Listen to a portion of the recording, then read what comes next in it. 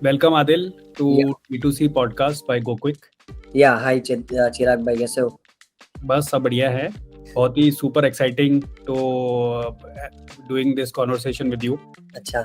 Uh, बहुत ही unique business plus since the time I met you in Delhi, it has been very your uh, aspiration to build out this business in a very different way has always excited me. Your vision has always excited me. So I think आज हम ये करते हैं कि हम ये conversation के दौरान आपका विजन, आप क्या बनाना चाह रहे हो, क्यों बनाना चाह रहे हो, कैसे आपकी जर्नी रही है, आपका बैकग्राउंड थोड़ा थोड़ा कवर करते हैं so that people get to know more about you, your brand, your vision या श्योर. एंड ये करते हैं. Yeah. Thank you so much for taking out time and accepting our request on doing this D2C podcast. या welcome. तो थोड़ा आदिल ये बताओ कि आपके बैकग्राउंड से क्या आप फ्रेग्रेंसेस बिजनेस से आते हो? बाय फ्रेग्रेंसेस बिजनेस आपने क्यों स्टार्ट करा? इसका कोई बैकग्राउंड है? दोनों चीज़ें बहुत ही यूनिक है. एक फ्रेग्रेंस बिजनेस यूनिक है, एक डिजिटल बिजनेस यूनिक है. आपका कुछ बैकग्राउंड है इससे कि यार डिजिटल से मुझे ये समझ में आता है, फ्रेग्रेंसेस से मुझे ये समझ में आता है, या you generally wanted to try? Would love to know. या थोड़ा मैं अपने बारे में बताऊंगा कुछ ना कुछ. मेरे फादर, या जो सेम क्वेश्चन आपने पूछा, मेरे फादर 15-20 साल से एक फ्रेग्रेंस स्टोर में काम कर रहे थे. तो वो एक फ्रेग्रेंस का वो था. मेरी मदर जो है वो मेहंदी कौन, जो हीना कौन आते हैं, वो छोटे लेवल पे वो लोग बना के डिस्ट्रीब्यूट करते थे. उनका बिजनेस था. तो हस्बैंड वाइफ दोनों काम करते थे. और एक मैं मिडिल क्लास फैमिली से बिलोंग करता हूँ. मैं बाय बॉर्न, मतलब जब पैदा हुआ था तब से मुझे अस्थमा का प्रॉब्लम है. बहुत सीवियर अस्थमा था पहले स्टार्टिंग में. उसकी वजह से स्टडीज पे भी बहुत असर पड़ा. मतलब 5th क्लास जैसे तैसे कंप्लीट किया. कभी जाना, कभी नहीं जाना, कभी कभी चालू स्कूल से रिटर्न होना पड़ता था. तो ये चल रहा था. 5th क्लास में 5th की एग्जाम के टाइम बहुत ही मतलब तबीयत खराब हो गई थी एकदम सीरियस लेवल पे. और उसके बाद रिकवर मतलब होने के बाद मेरे पेरेंट्स ने सोचा कि नहीं, अब स्टडी नहीं करानी है. तो 5th से मैंने स्टडी लीव कर दी थी. तो इसलिए मैं अक्सर कन्वर्सेशन में कहता हूँ कि 5th फेल हूँ मैं. मैंने कई मीडिया वगैरह में भी ये बताया कि 5th फेल, मैं अपने आप को 5th फेल बोलता हूँ. तो वहाँ से स्टडी मेरी अधूरी रह गई थी. फिर बहुत टाइम तक रेस्ट करने के बाद, ट्रीटमेंट चलने के बाद थोड़ा थोड़ा अच्छा लगने लगा. फिर तो टेक्नोलॉजीज में मैंने जाना स्टार्ट किया. कंप्यूटर, तब कोर्सेज हुआ करते थे छोटे मोटे सॉफ्टवेयर के, बेसिक हार्डवेयर ये वो. तो पहले से मुझे टेक्नोलॉजी में बहुत ज़्यादा इंटरेस्ट था. कंप्यूटर हार्डवेयर से, रिपेयरिंग से एंट्री करने के बाद धीमे धीमे फिर एक टाइम आया मोबाइल फ़ोन का. तो अब सब सारे जा रहे थे फ़ोन रिपेयरिंग के लिए, सॉफ्टवेयर के लिए सब जा रहे थे. तो भाई हम भी फ्लो के साथ चले गए. 2014 तक मैंने फ़ोन रिपेयरिंग का किया. उसके बाद मुझे मेरे अंकल थे जिन्होंने बताया कि भाई तुम्हारा अच्छा माइंड है टेक्नोलॉजी में, तो ये एसईओ करके कुछ आया है नया, जिसमें हम गूगल पे रैंकिंग करते, सारा सब कुछ. तो उन्होंने बताया कि अब वो लाइन चलने वाली आगे और वो ऑनलाइन का उसमें सारा आ जाएगा. फिर मैंने सोचा कि हाँ ठीक है, अब रिपेयरिंग में सारे आ गए. रिपेयरिंग में, फ़ोन रिपेयरिंग में इशू होता है, अगर आपको बताओ, अगर आपका कोई कनेक्टेड है तो दिन भर में किसी भी कस्टमर का ऊपर नीचे हुआ वो आके लड़ते थे ये वो. मतलब वो मेंटल पीस नहीं होता था आपको. वैसे ही मैं परेशान था. तो फिर ये मुझे बताया गया एसईओ के बारे में. तो मैं एसईओ करने के लिए स्टार्ट हुआ. एसईओ में मेरी एक साइट थी, उसको मैंने रैंक करवाया था टॉप पे. तब रैंकिंग करवाना होता था. Oh wow. हाँ, उससे अच्छा खासा रेवेन्यू आ रहा था. एडसेंस चला करता था तभी. चलता एडसेंस चला करता था. अच्छी खासी इनकम हो रही थी एडसेंस से.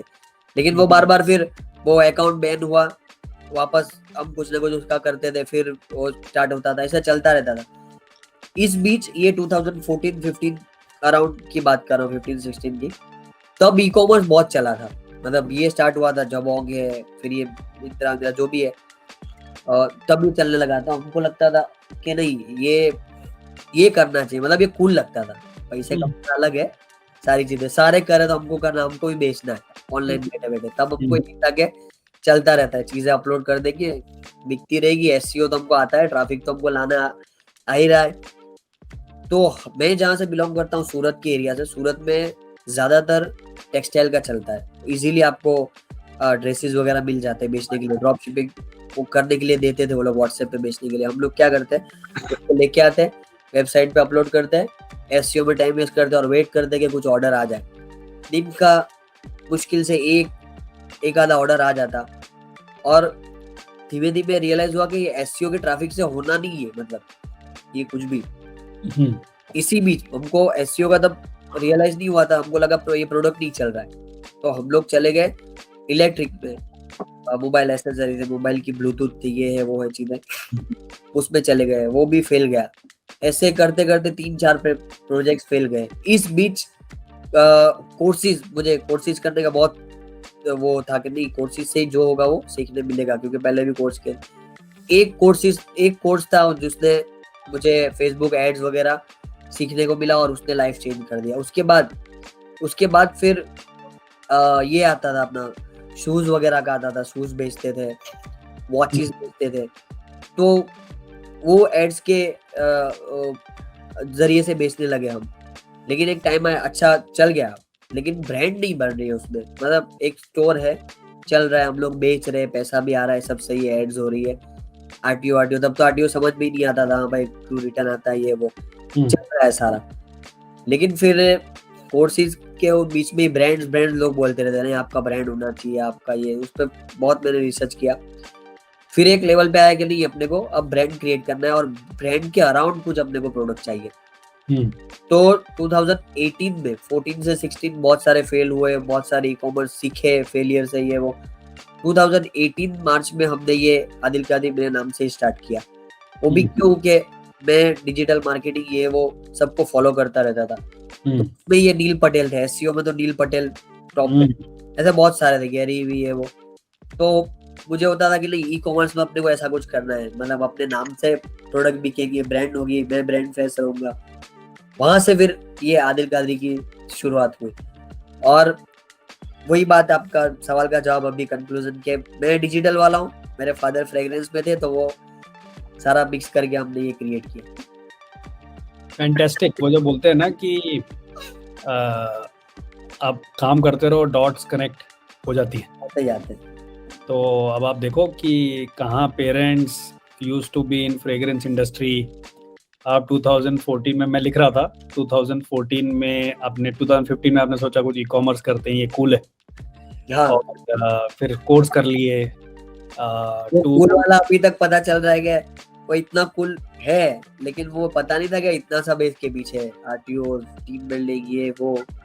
करेक्ट। तो और टू एन इंस्पिरेशन कि आप बोल रहे हो कि अगर नील पटेल एसईओ है तो Adil Qadri is e commerce. या तो that's a super inspiration, you know, from at least overall कि आप कहाँ से आ रहे हो, और you know you have achieved so much.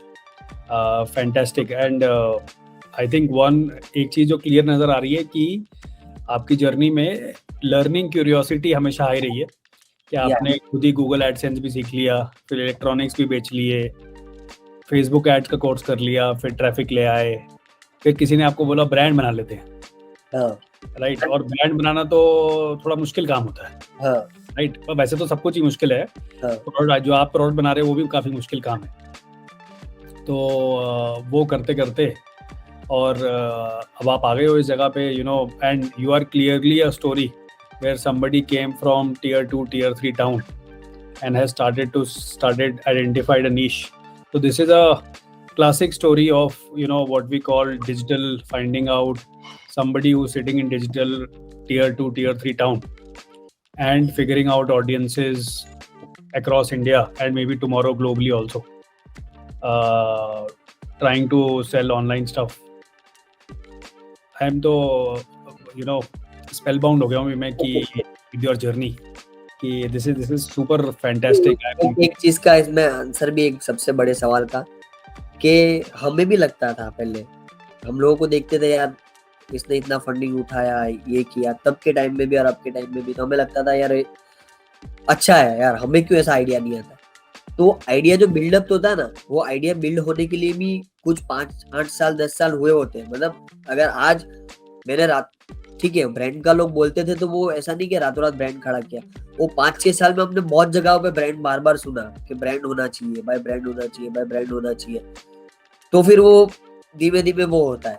Ads का भी हम पेड एड्स सुनते रहते थे। तो फिर तो कोई भी चीज है, हम कभी कभार वो जो स्टार्टअप वाले लोग होते हैं ना, उनको देख के होता है कि यार ये आइडिया हमको क्यों नहीं है, तो बहुत सिंपल है। लेकिन भाई वो आइडिया वो फील्ड में ऑलरेडी पहले से थे। करेक्ट। कहीं मेरा आपको भी ऑनेस्टली, अभी आपने मेरे को बताया बॉम्बे शेविंग का, या मतलब एक किसी कंपनी में आप काम कर रहे थे, अभी मुझे आपने बताया तो मुझे याद हुआ, वरना मेरे को भाई वो पिक कैसे आइडिया लेके आया। तो आपका बैकग्राउंड था ना D2C का, बिल्कुल ठीक बोल रहे हो। GoQuick का पेज एप्लीकेशन प्रॉब्लम से लेके कि भाई ये प्रॉब्लम है, नया बंदा स्टार्ट ऐसे ही होता है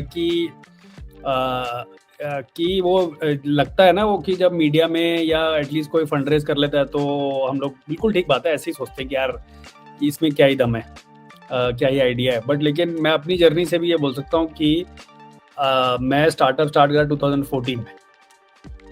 मैंने एक स्टार्टअप करा 3 साल, फिर मैं बॉम्बे शेविंग कंपनी दूसरा करा। और आई वुड से कि दोनों का ही जो लर्निंग था वो तीसरे में काम आ रहा है। सही है, वही बात राइट, कि मैं ये प्रॉब्लम स्टेटमेंट ही नहीं सोच पाता, मेरे को समझ में आता है कंटेंट कैसे चलता है, कम्युनिटी बनाने से क्या होता है, कॉमर्स कैसे चलता है। ये और ये थोड़ी डीप प्रॉब्लम्स होती हैं कि आप जब तक अंदर नहीं हो आप अप्रिशिएट ही नहीं कर पाओगे। सही है। यार ये प्रॉब्लम बड़ी है, ये प्रॉब्लम छोटी है, इनको ऐसे सॉल्व करते हैं, मर्चेंट का पेन पॉइंट है। तो सिमिलरली जैसे आपके बिजनेस में अब मैं तो बिल्कुल ही नहीं बता पाऊंगा कि ये फ्रेग्रेंस इसका फर्क इससे कितना है, कौन से कंज्यूमर को क्या समझ में आता है। ये इनसाइट होती है डीप। सही है, सही है। ये बताओ कि जब आपने ये सोचा कि ब्रांड बनाते हैं तो and we have seen this globally कि there are people who create this generic brands and then there are people who create brands around themselves. तो आपने ये वाला पाथ, क्या मल्टीपल ऑप्शंस थे, आपने सोचा या कैसे अराइव करा कि यार let's start with my own this thing Adil Qadri? Multiple मेरे लिए तो ऑप्शन ही नहीं था ना, क्योंकि मल्टीपल तो फेल हुए थे। मेरा जो ड्रेस का था sharpdeal.net, शार्पडील, अच्छा, तो वो फेल हो चुका था ऑलरेडी। दूसरा एक दो चीजें इलेक्ट्रॉनिक है वो फेल हो चुका था। तो अब तो यही ट्राई करना था, और उस टाइम ट्रायल एंड टेस्टिंग ही चल रहा था। इस बीच में बताऊं, अच्छा खासा मेरे फादर का पैसा मैंने ड्रॉप शिपिंग में डाल दिया। ड्रॉप शिपिंग शाइन मार रहा था, मतलब शाइनी ऑब्जेक्ट था, बहुत चमक रहा था। यूएस अलीबाबा से लो, अली एक्सप्रेस से लो, भेजो कस्टमर को यूएस। वो भी चीजें, वही बात है कि देखो कोर्सेज बेचने के लिए, दिखाने के लिए सब इजी होता है, इतना इजी नहीं होता है। मतलब वो उसमें भी अच्छा खासा पैसा बर्बाद किया। तो फिर एंड में यही था कि अब कुछ तो करना, मतलब अब आ गए इधर, अब क्या करेंगे। और फादर को भी, मेरे फादर 15-20 साल से जॉब कर रहे थे, उनको जॉब छुड़वा दी थी, आप मेरे साथ रहो, तो भाई उनकी भी जॉब का सवाल है, अब मेरा भी है। तो फादर इस इंडस्ट्री से आए थे, उन्होंने अप्रूव करा कि यार ये बिजनेस सही है और तुम्हारा ब्रांड सही है, उन्होंने क्या बोला? नहीं, अपना तो एसईओ करने के बाद जब एडसेंस वगैरह चलता है, ऑनलाइन अर्निंग करते हो, हर जनरेशन के साथ ये होता है, हर यंग के साथ, कि जब वो पैसे आने लगते हैं तो उनको होता है माँ बाप को कि कुछ ना कुछ है, कर रहा है मतलब लड़का। और फिर वेबसाइट भी थी, अपना डायरेक्ट नहीं था जो लोग बोलते नहीं पैसा आ रहा है ऐसे, अपने पास तो वेबसाइट भी हाथ में थी, तो सारा।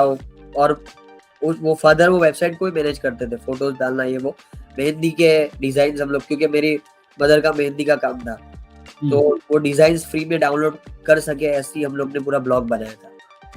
तो उनको तो विश्वास था कि हाँ भाई कर रहा है कुछ। और हाँ, एक चीज ये है कि कंप्यूटर और टेक्नोलॉजी के को लेके पहले से मेरे ऊपर बहुत लोगों को भरोसा था कि नहीं ये टेक्नोलॉजी जानता है, इस पे ट्रस्ट कर सकते हैं।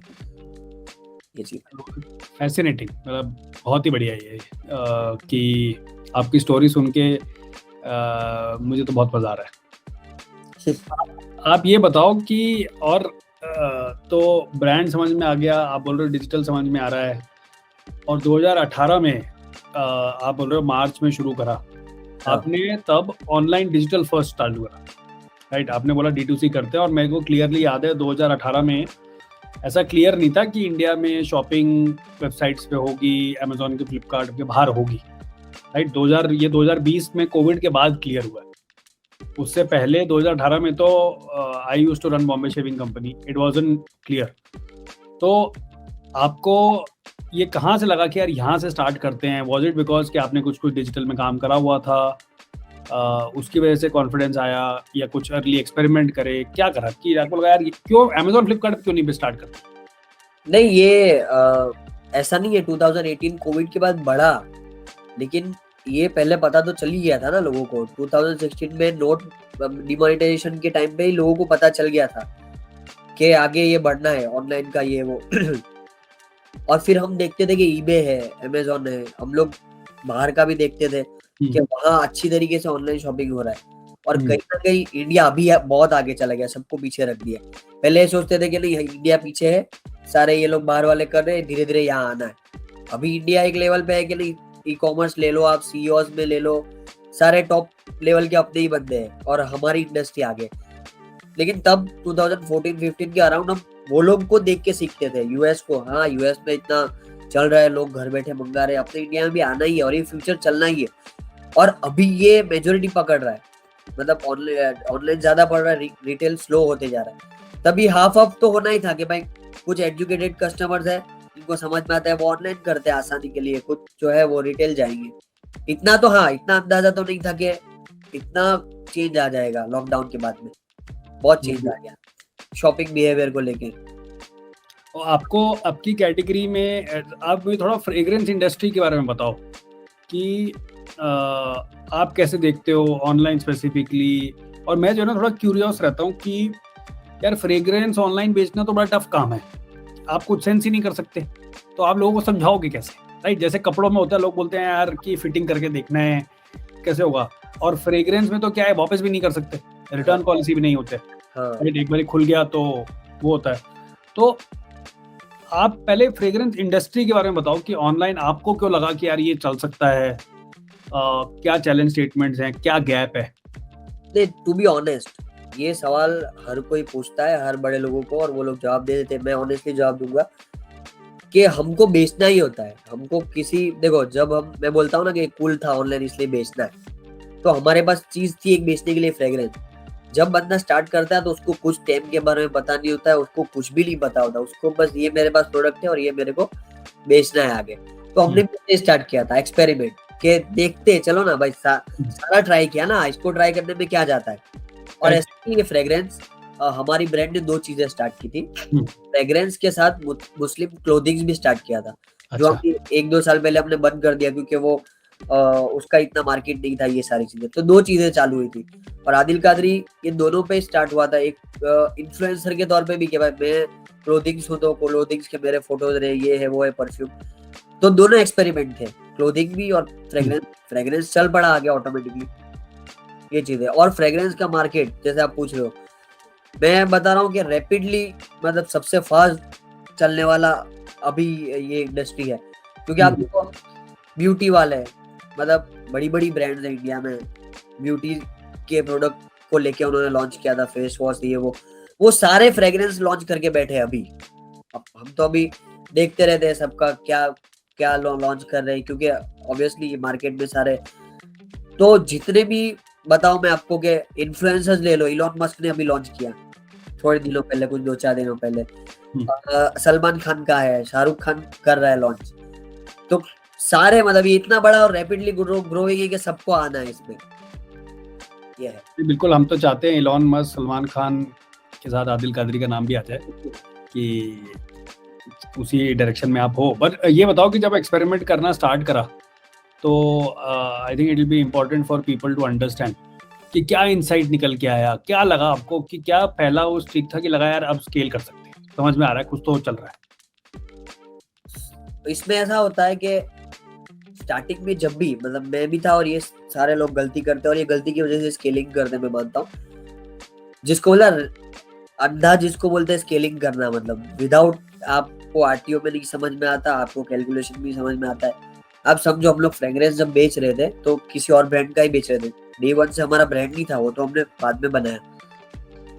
तो 150 रुपए में हम लोग बेच रहे थे फ्रेग्रेंस, 60 रुपीज का हमको आता था 60-70 का, 150 रुपये में बेच रहे थे। अभी आप सोचो कि पहले तो क्वालिटी 50-60 रुपये में क्या आएगा, क्वालिटी भी एकदम वो, उसके ऊपर 150 रुपया जो बचा अपने को 50 निकाल के, तो उसमें क्या बंदा कुरियर करेगा, क्या आरटीओ का वो बेयर करेगा, क्या कॉस्ट ऑफ एक्विजिशन वो करेगा, नहीं, लेकिन थे और फादर के अकाउंट में पैसे थे, एडसेंस से बनाया हुआ था, तो वो चलता रहता था। लेकिन जैसे जैसे ये कोर्सेज वगैरह ने हेल्प किया, कोर्सेज, इनसाइट्स, वीडियोस देखते थे वो कि कैसे कैलकुलेट करना है ये वो, फिर धीमे धीमे पता चला कि नहीं यार ये 150 वाला नहीं चल रहा है, अब थोड़ा महंगा वाला लाना पड़ेगा, तब जाके ये आरटीओ वगैरह सारा बेयर कर पाएंगे। फिर महंगा लाए, उसके बाद और थोड़ा एक लेवल तक लाए, फिर हमने हमारा ये ब्रांड खुद का लॉन्च किया हमने। और अब जब कस्टमर यूज करता है तो कस्टमर क्या बोलता है कि उसको क्या समझ में आ रहा है, why are they buying the brand, क्या क्या अच्छा लग रहा है, what is your highest selling product? हाँ, हमारा हाई सेलिंग शनाया है, आदिल कादिर ब्रांड का शनाया परफ्यूम बेस्ट सेलर है वो। यूनिक फ्रेग्रेंस है उसकी। अभी क्या होता है फ्रेग्रेंस में, जहाँ तक हमने ये रिसर्च किया है कि ब्रांड्स जो होती है ना, हम क्या करते थे, क्योंकि मेरे फादर का भी एक्सपीरियंस था, फिर मैंने भी इस पर अच्छा खासा माइंड लगाया, तो मेरे फादर जहाँ पर जॉब करते थे उसमें भी हम देखते थे कॉमन फ्रेग्रेंसेस होती है, वो हर शॉप में आपको मिलती है, लोग जाते हैं हर शॉप में आपको मिलती है। और हम लोग ने इतर से चालू किया था, नीश एकदम मार्केट, रोल ऑन परफ्यूम जिसको बोलते हैं, छोटी बॉटल में आता है का मार्केट ऐसा था कि लोग आते और वो खाली बॉटल रहती, लोग उसको भर के दे देते थे। तो हमने हमारी जब ब्रांड लॉन्च की तो सबसे पहले हमारा खुद का प्रीमियम पैकेजिंग था, बॉटल्स भी यूनिक थी और पैकेजिंग था, जैसे कि ये दूसरे प्रोडक्ट आते हैं, जैसे कि बड़ी ब्रांड के परफ्यूम्स आते हैं, उस तरह से हमने उसको पैकेज किया। फ्रेग्रेंस पे हमने ये काम किया, हमने एक रिसर्च किया कि जितनी बड़ी ब्रांड्स हो, छोटी ब्रांड्स हो, देखो एक चीज है कि फ्रेग्रेंस और डिजिटल आपने दोनों बोला, तो नॉर्मली दो चीजें हैं। एक तो ये होता है कि एक मैन्युफैक्चरर खुद लॉन्च करता है अपना ब्रांड, ये एक क्यों होता है कि जिसको बेचना है लेकिन प्रोडक्ट नहीं है, तो वो क्या करता है, बनवाता है। अभी यही चल रहा है और ये बिजनेस यही है कि एक मार्केटिंग वाला होता है, एक मैन्युफैक्चरर होता है। दोनों हमने भी रियलाइज किया कि दोनों, कोई भी ब्रांड दोनों एक साथ नहीं कर सकती। अभी क्या हो रहा है, तो परफ्यूम बनवाना है, कोई ब्रांड है, जैसे मैं नाम नहीं लेता, अभी इंडिया की बड़ी ब्रांड्स होंगी, तो वो जाते हैं किसी परफ्यूमर के पास, जो फैक्ट्रीज होती है जिनकी लाइसेंस वाले, तो वो लोग क्या करते हैं, कॉमन जो हाई सेलिंग जो होती है मार्केट्स में, वो फ्रेग्रेंस बता देंगे ये अच्छी चल रही है, ये है वो है। कहीं ना कहीं सारी ब्रांड्स के परफ्यूम कहीं ना कहीं मैच हो जाता है। मतलब हम क्या थे, हम खुद उसको असेंबल कर रहे थे, फिलिंग कर रहे थे, हमारा एम था कि यूनिक फ्रेग्रेंस लानी है। अब हमारे परफ्यूम उठा के देखो तो ज्यादातर अरेबिक में हम लोग गए, क्योंकि हम लोग देख रहे थे कि इंडिया में ज्यादातर फ्रेंच बिक रहा है। एक फ्रेंच ये होता है कि जो फ्रांस का, यूके का, यूएस का, वो जो फ्रेग्रेंस वगैरह होती है, जो परफ्यूम्स होते हैं, वो फ्रेंच होते हैं। इस साइड मिडल ईस्ट में दुबई, सऊदी, ये सब हो गए, वो अरेबियन है। अपना इंडियंस भी है, ट्रेडिशनल रोज, ये सब हो गया। तो इसी तरह से ये हम लोग एक अरेबियन लेकर आए। आप हमारा शनाया टेस्ट करोगे, जो बेस्ट सेलर फ्रेग्रेंस है वो अरेबियन फ्रेग्रेंस में, अरेबियन टोन है, जो इजीली यहाँ पे पब्लिक को नहीं सुनने को मिलती। हाँ, अगर आप दुबई जाते हो तो आप देखते होंगे कि हाँ यार ये तो मैंने दुबई में इसको स्मेल किया था, यही सेम फ्रेग्रेंस है। तो सबसे बड़ा हमारा पॉइंट ये है, एक यूनिक फ्रेग्रेंस और पैकेजिंग, जिसकी वजह से आदिल कादिर ब्रांड को लोग खरीदते हैं। और एक डेफिनेटली ट्राई करूंगा, बोलता हूँ, एक पर्सनल ब्रांड की वजह से ट्रस्ट भाई, कोई तो है, मतलब ये बंदे को देख रहे हैं हम जो बेच रहा है। एक ब्रांड होती है और एक पर्सन होता है। नहीं, इसीलिए आप कई ब्रांड देखोगे कि international brands, they were started by famous designers, now famous designers, right, और वो सारे ब्रांड्स उनके नाम पर है, राइट। तो वो तो है ही है, वो प्रूवन है कि अगर आप कोई ऐसा स्पेसिफिक ब्रांड बनाते हो, it will be based on someone. Very interesting. ये बताओ कि आपके बिजनेस में what are the specific challenges which you face, because नया प्रोडक्ट है, नई कैटेगरी है, नया D2C सेगमेंट है, बहुत ही डिफरेंट पोजीशनिंग है, पर्सन बेस्ड ब्रांड है। क्या चैलेंजेस आपको फेस होते आए हैं, क्या चैलेंजेस आज फेस करते हैं? लेट्स से अगर आपको यहाँ से 10x ग्रोथ करनी है, आपको क्या चैलेंज फेस होता है, क्या चैलेंज फेस होते थे आज से 6 महीने पहले? आवाज नहीं आ रही आपकी, म्यूट पे हो। हाँ, सबसे बड़े जो मेन चैलेंजेस ये हर D2C ब्रांड्स के लिए होते हैं, ई-कॉमर्स ब्रांड के लिए, वो RTO होता है सबसे बड़ा। एक तो RTO होता है, एक होता है टीम बिल्डिंग और एक कस्टमर केयर टीम। क्योंकि जब आप बेचते हो वन साइड, हम देखते हैं कई न्यू ब्रांड्स या न्यू जो घर ब्रांड्स चालू होते हैं वर्क फ्रॉम होम वाले, सबसे ज्यादा उनका जो होता है ना वो सेलिंग पे ही होता है पूरा फोकस, आफ्टर सर्विस पे नहीं होता है।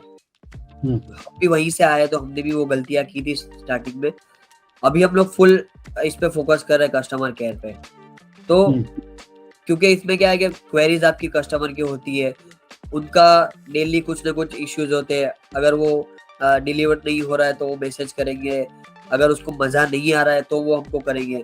तो कस्टमर केयर टीम हैंडल करना ये भी एक बहुत बड़ा चैलेंज है। और ये आप ऑर्डर जैसे जैसे स्केल करते हो, आपको कस्टमर केयर टीम भी फिर बड़ी करनी पड़ती है साथ साथ में। तो ये एक चैलेंज हम फेस करते हैं।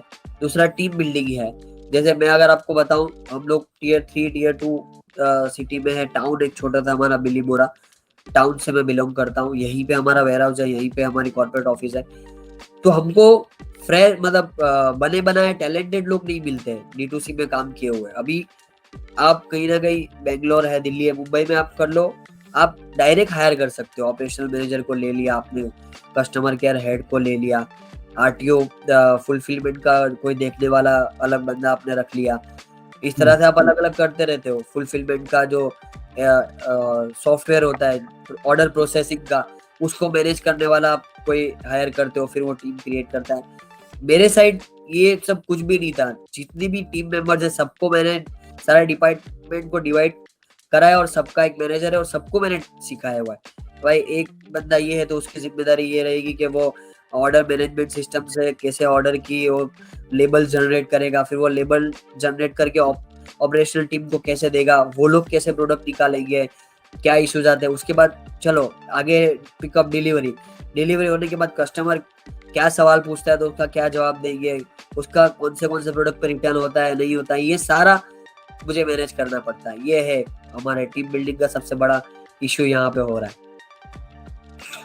नहीं, ये इशू तो देखो सब जगह पे है टीम बिल्डिंग का, बट आई कैन इमेजिन कि आप तो बहुत ही यूनिक पोजीशन में हो कि टियर 2 टियर 3, हालांकि आप रिमोट काम करते हो तो ये सब थोड़ा फ़ायदा भी है। बट ये चैलेंज तो सबको आता है कि टैलेंट बढ़िया से बढ़िया लाना, because at scale you need people who can independently run it so that आप कहीं और फोकस कर सको। और विद स्केलिंग बिजनेसेस प्रॉब्लम तो बड़ी होती जाती है ना, कि अभी जैसे स्टार्टिंग में आप 10,000 यूनिट ले लोगे तो इन्वेंट्री प्रॉब्लम नहीं है। बाद में आप चाहोगे भी तो आप 1 लाख यूनिट ऑर्डर नहीं कर सकते, क्योंकि उतना कैपिटल चाहिए, उतना कैपिटल आप ब्लॉक नहीं कर सकते। म्यूट पे हो। यही बात है। तो करेक्ट। और आप ये बताओ कि एनी लर्निंग्स की और people coming from tier 2 tier 3 backgrounds, कि यार D2C ब्रांड्स कैसे सोचना चाहिए, कैसे आपकी लर्निंग्स कैसे ऑपरेट करना चाहिए, क्या गलतियां ना करें, क्या चीज़ें जरूर करें, वैसा कुछ? किसी स्टार्ट करने वाले के लिए अगर आप पूछते हो या रन कर रहा है तो कुछ चीजें ऐसी है, स्टार्टिंग में भी गलतियां होती है, स्टार्टिंग के बाद भी होती है। सबसे मेन चीज तो हर किसी को बोलता हूँ कि नेवर गो फॉर परफेक्शन। उसमें बंदा रह जाता है कहीं ना कहीं, वो परफेक्शन के पीछे लगे होते हैं। हमने कई लोगों को दिया यार, कई लोगों को देखा हमने, हमको मिलते हैं तो आदिल भाई हमारा वेबसाइट देखा कितना जबरदस्त है, फिर हम उसको पूछते क्या सेल है, सेल नहीं होता। जबकि मैं आपको बताऊं, हमने 2018 से लेके अभी तक, पहले एक आध थीम थी, अभी 8-10 दिन पहले हमने थीम अच्छे से मतलब प्रोफेशनल को दे के उसका पूरा थीम चेंज करवाया, एडिट करवाया, अभी तक चल रहा था। अभी हमको लगा कि नहीं यार, अभी ये ब्रांड है, अभी अच्छे से करना चाहिए। नए लोग आते हैं ना, तो ये देखने को हमको मिलता है ज्यादातर के वो परफेक्शन पे जाते हैं, खास करके थीम लेवल पे, लोगो लेवल पे, लोगों को अच्छा करेंगे, थीम को अच्छा करेंगे, प्रोडक्ट पैकेजिंग को अच्छा करेंगे, मतलब प्रोडक्ट को इतना वो करेंगे। और जो मेन चीजें हैं D2C में, जो सेल्स, उसमें वो पीछे होते हैं, क्योंकि सारा टाइम उसी में लगा होता है, लर्निंग उसी में होती है। तो जो भी स्टार्ट कर रहा है या स्टार्ट करने वाला है, जो अभी या जो स्टार्ट कर चुका, उनके लिए सबसे बड़ा तो यही मेरे लिए लर्निंग था, वो मैं शेयर कर रहा हूँ कि परफेक्शन पे कभी नहीं जाना। जो भी है, जो प्रोडक्ट है, जैसी भी वेबसाइट है, जैसी भी थीम है, जैसी टीम है, स्टार्ट करो एक बार। और स्टार्ट होने के बाद आपको खुद ब खुद पता चलेगा कि चेंजेस कहाँ करनी है। There is always a room for perfection या चेंजेस, जो भी है वो रहना ही है, मतलब वो आप कभी भी उसको चेंज कर सकते हो। ये बिल्कुल ठीक बात है कि और मैंने भी अपनी लाइफ में कई बिजनेसेस देखे। इनफैक्ट मेरा फर्स्ट बिजनेस भी मैं बोल सकता हूँ कि हमने भी प्रोडक्ट बनाया। और वो क्या होता है, जब तक आप अपने आप ही लगाए जा रहे हो दिमाग, आप कस्टमर तक तो पहुंच ही नहीं रहे। तो कस्टमर फीडबैक देगा, वो सबसे इम्पोर्टेंट है, राइट।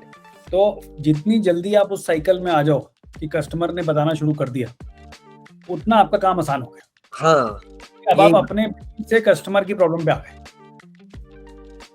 राइट। और वो जर्नी जो है ना, वो जर्नी बिल्कुल ठीक बात है कि अब आप सोचो, आप साइट बना रहे हो कि लोग को लगेगा कैसा होगा, चलेगा नहीं चलेगा, बट आपको पता ही नहीं है कि लोग तो आ ही नहीं रहे। हाँ, ये फिगर आउट करना कि लोग आएंगे या नहीं आएंगे। लोग आना, और अगर लोगों को कुछ चाहिए तो लोग टूटी फूटी उस पर भी फिगर आउट कर लेते हैं, हाँ, राइट। ठीक है, आइडियल नहीं होगा, आपका कन्वर्जन रेट 3%, 3.5% की जगह 1% आएगा, वो प्रॉब्लम सॉल्व है कि वो हमें पता है कि कैसे कैसे करना है। बट लेकिन ये फिगर आउट करना कि किस ऑडियंस को क्या चाहिए, क्यों चाहिए, वो सबसे बड़ी ट्रिक है। अभी की बात बताऊं, मैं 2-4 दिन पहले मेरे एक कलीग है, पहचान वाले थे, इवेंट में मिलते रहते हैं, D2C कोहॉर्ट में भी थे वो भाई। उनका अच्छा खासा स्नैक्स का बिजनेस है, बहुत अच्छा खासा स्नैक्स का बिजनेस है, सेल्स नहीं है लेकिन। अब फिर उनको वो मेरे से हेल्प मांग रहे थे कि आदिल भाई कुछ देखो क्या हो सकता है इसमें। मैंने कहा ठीक है, मैं हेल्प करूंगा आपकी। तो भी 2 दिन पहले उनको गूगल मीट पे लेके बैठा था। बोला क्या है, मेरे को सीन बताओ। तो बोले हमारा ये फास्ट अपना ये स्नैक्स का है, हेल्दी स्नैक्स का, पीनट बटर भी हम लोग बेचते हैं। तो किसी एजेंसी को काम दिया था, एजेंसी बोलती है कि आपकी वेबसाइट में इश्यू है, वेबसाइट को रिन्यू कराओ। हजारों लाखों का खर्चा किया, वेबसाइट रिन्यू करा। अच्छा, मैं बोला फिर तो सेल आने शुरू हो गए, मतलब पहले ऐड चला है, सेल नहीं है, तो उसने बोला कि वेबसाइट का इश्यू है। तो वेबसाइट सॉल्व हो गया। बोला अभी तो सेल आने चाहिए, तो बोले नहीं है सेल। तो बोला कितने आए, 10-15। तो बोले एक भी सेल नहीं है, 20-25-50 हजार रुपए की ऐड डाल के एक भी सेल। तो बोला देखो, अगर आपकी वेबसाइट खराब भी है या प्रोडक्ट नहीं भी अच्छा है, तो एटलीस्ट क्या है, इंडस्ट्री स्टैंडर्ड के हिसाब से जो 3%, 5% कन्वर्जन रेशियो है, वो नहीं मिलेगा आपको भाई। 0.5, 0.1 तो मिलेगा, खराब है तो। वेबसाइट, लोगो, प्रोडक्ट पैकेजिंग या अच्छा दिखना, वो सब कन्वर्जन को इंक्रीज करता है। ऐसा नहीं है कि वो 0 सेल को डायरेक्ट रातों रात 100 पे कर देगी। वो आता है आपके स्टेप्स, आपका फनल। बंदा जब चेकआउट पे जाता है तो क्या अपनी चीजें एंटर करता है, या कितने उसके स्टेप्स है, या शिपिंग्स है, या प्राइसिंग है, वो सब चीजें मायने रखता है सेल्स के लिए। तो हमारी जो ये लोग है ना, कम्युनिटी जिसको हम बोलते हैं, उसको फंसा के रखा हुआ है। ये थीम बेचने वालों ने या सॉफ्टवेयर बेचने वाला, सर आपका ये थीम अच्छा नहीं है, थीम डालोगे सेल्स चालू हो जाएगा। ये जो है ना, ये बिल्कुल वैलिड पॉइंट है ये। और ये not only let's say in our businesses, ये तो वाइडली एप्लीकेबल है कि एक्चुअली प्रॉब्लम है क्या, कि क्या कंज्यूमर को ये प्रोडक्ट चाहिए नहीं, सही हम कंज्यूमर को दिखा नहीं रहे, प्रॉब्लम क्या है। वो प्रॉब्लम डीपली पहुंचना, अगर वो सॉल्व हो जाएगा तो सब सॉल्व हो जाएगा। सब होना है, ऑब्वियसली सब होना है। कस्टमर को अगर जो चाहिए वो फिगर आउट कर लेगा, तो और वो क्या होता है फिर, you and up going down that path of कि यार इसको 50% ऑफ दे दो, 60% ऑफ दे दो। तो वो जो है वो तो चलो एक तरीका है ही है कि चलो आप फ्री दे दो, फिर तो फ्री दे दो तो फिर तो लाइन लगेगी। और मैं ये मानता हूँ पहले से एक चीज मानता हूँ कि हम लोग सेल्स प्रमोटर्स को जो ट्रेनिंग भी देते हैं, तो उसमें हम बताते हैं कि यार डिस्काउंट पे तो कुछ भी बिकना है, आप वैल्यू पे बेचो। डिस्काउंट पे तो अगर आप बोल रहे हो कि 1000 की चीज है 500 में लेके जाओ, 400 में लेके जाओ, 300 में लेके जाओ, तो ऐसे ही बिकनी है, वो बिकना नहीं बोलते हैं, आप वैल्यू पे बेचो। आपकी वैल्यू अभी आईफोन ब्रांड्स ये वो वैल्यू पे बेचते हैं, वो नहीं भाई, हमारा एक स्टैंडर्ड है, सिक्योरिटी है, हम लोग ने ब्रांड बनाया हुआ है, तो लोग खरीदते भी है ना, लोग वैल्यू पे खरीदते हैं। तो रेदर देन डिस्काउंट, फिर आप वैल्यू पे सोचते हो जब आपका प्रोडक्ट वगैरह या आपका माइंड चल रहा होता है। और यही अगर हम सामने कंपेयर करते हैं, तो जब ये ट्रैफिक वगैरह का या ये कुछ आपके माइंड में नहीं आता, तो फिर आप डिस्काउंट पे बेचना स्टार्ट कर देते हो। फिर कभी कभार तो ऐसा होता है कि वो आपका मार्जिन भी नहीं रहता उसमें, मतलब आप कॉस्ट ऑफ एक्विजिशन क्या निकालोगे, क्या आरटीओ निकालोगे, ये पॉइंट की बात है बिल्कुल आपकी। ये करेक्ट है, और यही हम अपनी टीम में भी लोगों को सिखाते हैं कि यार प्रॉब्लम ठीक पकड़ो, अगर प्रॉब्लम गलत पकड़ रहे हो तो सोल्यूशन तो गलत है ही है, फिर आप करते रहो सॉल्व, फिर 3 महीने बाद पता चलेगा कि ये सही प्रॉब्लम नहीं थी। सही है। तो उसके लिए इंडिया जानना, इंडिया के कस्टमर जानना बहुत जरूरी है, बहुत जरूरी है, सही है। तो वो है। ये बताओ कि festival season almost final leg पे है, सेल्स पीरियड, तो कैसा गया ये आपका अक्टूबर के ऐसे 2-3 हफ्ते जब मार्केट प्लेसेस पे सेल था? आई एम श्योर आपने भी पार्टिसिपेट करा होगा, कैसा रहा overall? Give us some sense of कैसा ग्रोथ है, and how are you looking at ending the year, next year की प्लानिंग कैसे कर रहे हो? मार्केट प्लेस की अगर बात करूं तो मार्केट प्लेस 2 टॉप प्लेयर्स के जो चल रहे थे सेल, उसमें बहुत अच्छा था। उसमें अमेज़न का ठीक है, एक का डबल जो डेली हो रहा था सेल्स, उसका डबल हुआ। लेकिन फ्लिपकार्ट पे देखा गया कि 4x 5x ऑर्डर्स थे दिन के, मतलब फिर हमारा तो पिन कोड ही ब्लॉक कर दिया था। बहुत ऑर्डर्स आ रहे थे, यहाँ से पिकअप वाले बंदे अरेंज नहीं हो रहे थे, डिलीवरी या हमारा बंद किया है पूरे इंडिया में, कई पिन कोड बंद किए मुझे नहीं पता, लेकिन बंद करने पड़े उनको, इतने ऑर्डर्स आ गए। तो वो तो एकदम बहुत बढ़िया गया। और वेबसाइट्स पे भी सेल्स वगैरह अच्छे थे, मतलब। और हम लोग कहीं ना कहीं ठीक है, ये सेल लेने का एक बहुत बड़ा सेल वो करने का एक फेस्टिवल है, लेकिन मुझे अभी भी बता रहा हूँ कि वो मजा नहीं आ रहा है कि मैं मेल करूँ 10% ले लो, 20% ले लो। मैं आपको बता रहा हूँ, हमने किया ही नहीं है अभी। मेरी टीम कह रही है सर भेजते हैं कुछ, फेस्टिवल टाइम है, अभी कुछ प्लान कर रहे, लेकिन फिर भी मुझे नहीं हो रहा है। बस अब वो वैल्यू वाला मैं पकड़ के बैठा हूँ, मेरे को वैल्यू पे बेचना है ये चीज। तो वो बात भी बिल्कुल ठीक है कि जो आपकी टीम भी बोल रही है कि हमने ये देखा है कि इस टाइम पे ना कंज्यूमर स्पेंड करने को तैयार होता है, तो अगर आप बंडलिंग करो थोड़ा सा, उस पे बंडल पे आप कुछ 10-20% ऑफ करो, तो वो सारी ऑफर्स बहुत अच्छे से चलने लगती है। हाँ, एक्वायरिंग की पर्पज से एक्विजिशन बहुत सस्ता पड़ता है अभी, और रिटेंशन भी आपके जो कस्टमर जो कोल्ड हो गए होते हैं, तो वो वार्म हॉट उसमें आ जाते हैं, तो वो सही। तो ये हमारी नोकझोंक चलती रहती है कुछ ना कुछ कि ये करेंगे। अगले साल का कैसे प्लानिंग सोच रहे हो? कितना ग्रोथ एक्सपेक्ट कर रहे हो लेट्स से D2C पे? D2C पे अभी मंथली 1.5 के आसपास हम लोग कर रहे हैं, और आते फाइनेंशियल ईयर में हम लोग को 25-30 करोड़ करना है, मतलब मंथली 2-2.5 करोड़ का करना है। 30 तो हमारा टारगेट है, उसके लिए हम लोग तैयारियां कर रही है प्रोडक्ट्स की, और कैटेगरीज हम लोग इंट्रोड्यूस कर रहे हैं फ्रेग्रेंस को लेके ही। अब हमको आदिल कादरी एक फ्रेग्रेंस पूरा ब्रांड बनाना है, फिर उसमें सारे फ्रेग्रेंस आ गए, होम फ्रेग्रेंस आ गया, होम परफ्यूम है, आप रूम परफ्यूम ले लो, आप कार परफ्यूम ले लो, बॉडी परफ्यूम ले लो, हेयर परफ्यूम ले लो, सारे हम लोग कैटेगरीज अभी लॉन्च करने वाले हैं। अब हम लोग आ गए फ्रेग्रेंस में। Very good. तो मतलब आप बोल रहे हो कि ऑलमोस्ट 50-60% की ग्रोथ आप अगले साल में एक्सपेक्ट और प्लानिंग कर रहे हैं, हम लोग प्लान कर रहे हैं, और D2C को ही स्केल करने वाले हो? हाँ नहीं, D2C अकेला नहीं है, ये तो मैंने जो बताया D2C का है, लेकिन दूसरे एक्सपोर्ट्स हम लोग का बात चल रही है। लोग अभी ऐसा चल रहा है कि लोग दुबई से परफ्यूम वगैरह ला रहे हैं, हमको दुबई बेचना है, मतलब हम लोग तैयारी में लगे हो, लाइसेंसिंग का काम, ये वो लीगल सारे हो गए हैं, अब बस कुछ दिनों में ये स्टार्ट हो जाएगा, तो दुबई हम लोग को करना है आगे, तो एक्सपोर्ट्स करना है, रिटेल्स में हम लोग जा रहे हैं, फ्रेंचाइजीज कर रहे हैं, हमारे 4 ऑफिशियल स्टोर्स लॉन्च हो गए अभी हम लोग ने पिछले दिनों, 8-10 दिनों पहले सूरत में किया। बड़ी बड़ी सिटीज में हम लोग खुद कर रहे, फ्रेंचाइजीज भी दे रहे हैं, इस पे भी आगे बढ़ रहे हैं हम लोग।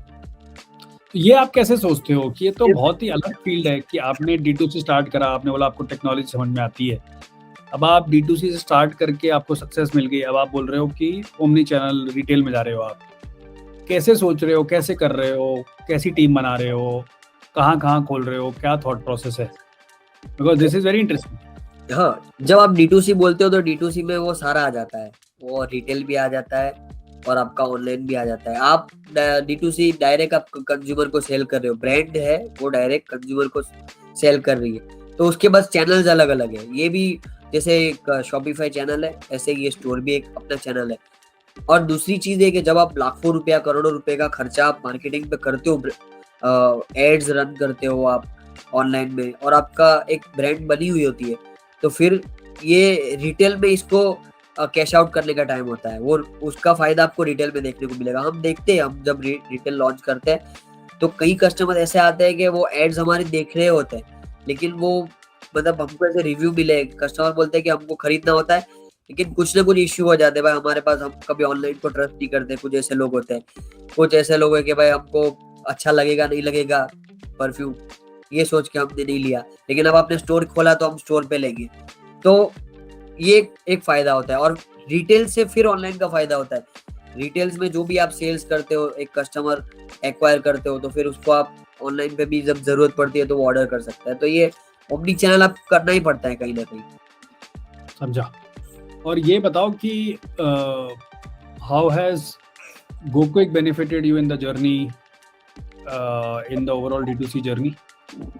Any feedback? GoQuick 2 तरीके से काम कर रहा है हमारे लिए।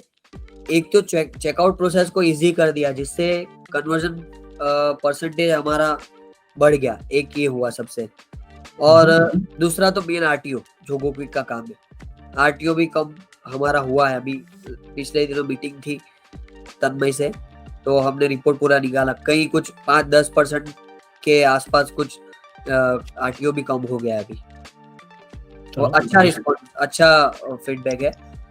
कन्वर्ट ये कहीं ना कहीं मैं बोल रहा हूँ आपको कि बाहर सॉफ्टवेयर वगैरह में रिसर्च करता रहता था। शॉपिफाई यूएस के लिए कुछ सॉफ्टवेयर है जो चेकआउट को रिप्लेस करते हैं, जिससे चेकआउट फास्ट हो जाता है। कहीं ना कहीं मैं सोच रहा था कि ऐसा कुछ हमारे यहाँ भी होना चाहिए, और एक दिन मेरे GoQuick के बारे में पता चला, एग्जैक्टली वही चीज थी जो मैं सोच रहा था। अब इतना इजी है, अभी मैं भी कंज्यूमर हूँ, शूज बाय करता हूँ, तो शूज की वेबसाइट्स पे आपके लगे हुए होते हैं। अभी कल बोट से मैंने कुछ चीज ली, ईयरफोन, तो उधर होता है। तो जैसे ही वो ओपन कर रहा हूँ, एड टू कार्ट कर रहा हूँ, बाय करने के लिए जा रहा हूँ, मेरा ऑलरेडी सारा फिलअप था। तो एज अ कस्टमर मैं खुद भी हैप्पी हूँ, एज अ कस्टमर दोनों साइड भाई। एज अ D2C कस्टमर भी मैं हैप्पी हूँ, खरीदने वाला, और वेबसाइट वाला सेलर के हिसाब से भी मैं हैप्पी हूँ कि कस्टमर को ज्यादा इजीली हो जाता है। अब क्योंकि आपका ये इकोसिस्टम बन रहा है, एक अच्छा खासा बन गया, और कल को उठ के और अच्छा बनेगा, तो ये सबसे बड़ा जो प्रॉब्लम है ना वो सॉल्व हो जाएगा लोगों का, कि एड्रेस फिलअप करना पूरा, ये सारी चीजों का हेडेक दूर हो गया। इसका बहुत अच्छा रिस्पॉन्स भी है, और ऑर्डर्स फास्ट होते हैं। शॉपिफाई का अगर आप नॉर्मल चेकआउट देखोगे ना, तो उधर ही आधे लोग ड्रॉप हो जाते हैं, यार नहीं भरना, छोड़ो।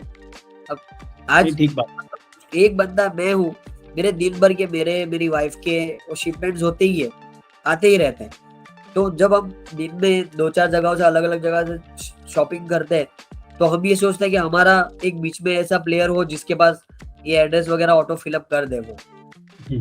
तो ये सबसे बड़ा एक सॉल्यूशन है। और बाकी RTO का तो अच्छा, एक दूसरा ये भी अभी जो हमने स्टार्ट किया कुछ दिनों पहले, cash on delivery to paid, उसका भी अच्छा वो है, उसका भी अच्छा प्रीपेड जो है। दूसरा सबसे बड़ा अच्छा फायदा मेरे को ये हुआ, प्रीपेड इंक्रीज हो गया। पहले का हमने पूरा एक डेटा निकाला ये इतने सालों का, तो 8% जैसा प्रीपेड होता था, मतलब 100 कस्टमर है तो उसमें से 8 कस्टमर प्रीपेड करते थे। लेकिन ये आपके जो सॉफ्टवेयर में वो UPI डिस्काउंट आता है, उसकी वजह से इतना फायदा हुआ कि 20% 22% सीधा प्रीपेड हो गया। और ऑब्वियसली प्रीपेड हुआ तो आरटीओ कम हुआ। प्रीपेड की डिलीवरी 99.9% होती है। करेक्ट प्रीपेड की डिलीवरी होती है। करेक्ट। नहीं, थैंक यू सो मच। हम आपके साथ तो डीपली काम करते ही हैं। हमारा तो यही है कि आपके बिजनेस सक्सेसफुल हो, हम आपकी प्रॉब्लम सॉल्व करें। एंड मुझे ये बताओ कि आपके before we come to a close, आपके फेवरेट ब्रांड्स कौन से हैं? Since you are running building a brand, आपके फेवरेट ब्रांड्स कौन से हैं? इंडिया, इंटरनेशनल, आप कहाँ से शॉपिंग करते हो? इंडिया में निमांस के शूज पहनता हूँ, बोट के ईयरफोन यूज करता हूँ, बहुत सारे यूज किए। बोट में सबसे बड़ा एक वो मिला के 15 20 25 दिन तक मेरा तो थोड़ा रील वो कुछ काम होता है, देख लिया वीडियो फिर बंद कर दिया। ईयरफोन इस तरह यूज होता है, 15 20 दिन तक बैटरी चलती रही। तो वो ये होता है। पेंट्स, क्योंकि एंटरप्रेन्योर का ये चल रहा है ट्रेंड, तो हम भी ट्रेंड में शामिल हो गए। एक ही शर्ट पहनते हैं, तो शर्ट तो नॉर्मल वही प्रिंटेड जो होते हैं वो। पैंट्स रोडस्टर की आती है, ब्रांड्स का इजी है। ब्रांड में समझता हूँ कि टेंशन नहीं है। मेरी पैंट्स खत्म होने को होती है, खराब हो जाती है, कुछ भी है, वो मुझे पता है। मेरा साइज सेव है मिंत्रा में और वो ब्रांड सेव है, वही ब्रांड का आना है। मेरे को जाने का टेंशन नहीं है, मैं गया ही नहीं। ये शूज है, शूज निमांस के मंगा लेता हूँ, आ जाते हैं। इसके अलावा रेगुलर ब्रांड्स के अलावा कोई रेगुलर मुझे याद नहीं पड़ रहा है। ठीक है। Any one final thing you want to say to our viewers who are mostly a lot of D2C founders, D2C enthusiasts? Any final word of advice you would want to give them?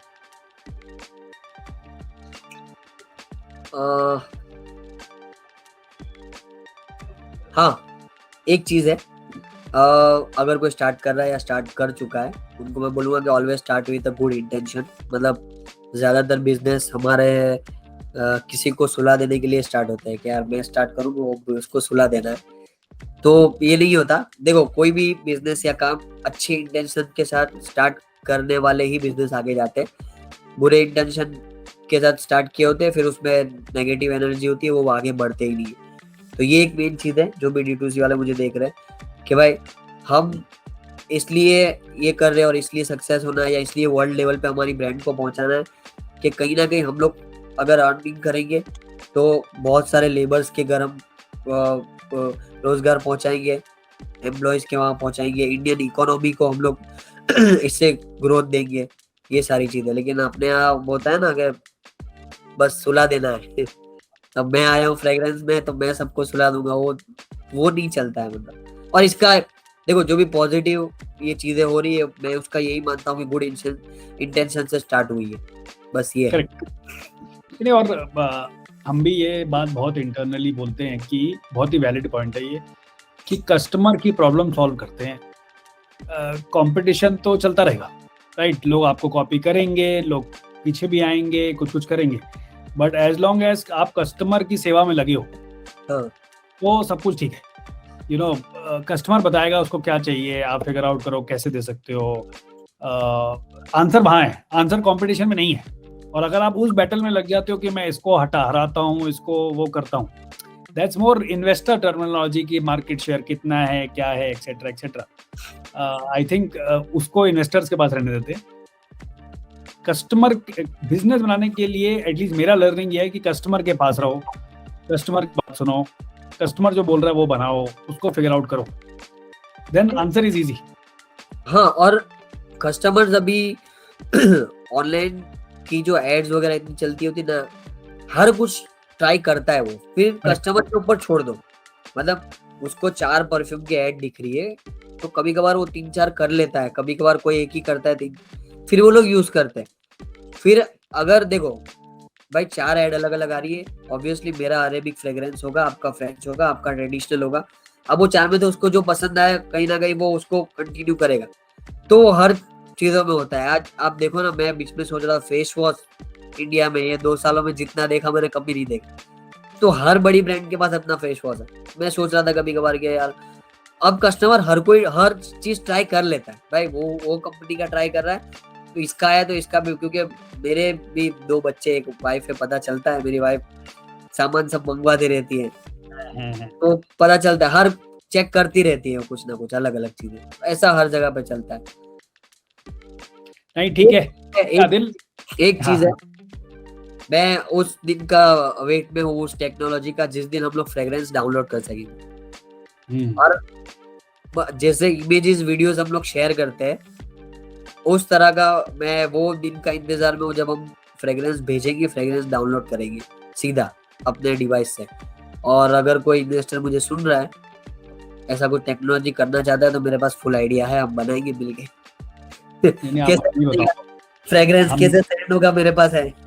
हाँ तो हम कुछ technology में आपसे बात करते हैं कैसे कर सकते हैं, क्योंकि हम वैसे भी इस पे कुछ काम कर रहे हैं कि जैसे कलर्स में भी सिमिलर प्रॉब्लम होती है कि ट्रू कलर दिखता है नहीं दिखता, राइट। इंडिया जैसी कंट्री में जहाँ पे 95% लोग एंड्रॉयड पे हैं और एप्पल नहीं है, एप्पल में ट्रू कलर दिखता है, एंड्रॉयड में नहीं दिखता है। तो लोग कई बार रिटर्न इसलिए करते हैं कि मैंने रेड कपड़ा लिया, वो रेड कपड़ा सेम नहीं है जो आपने मुझे दिखाया था।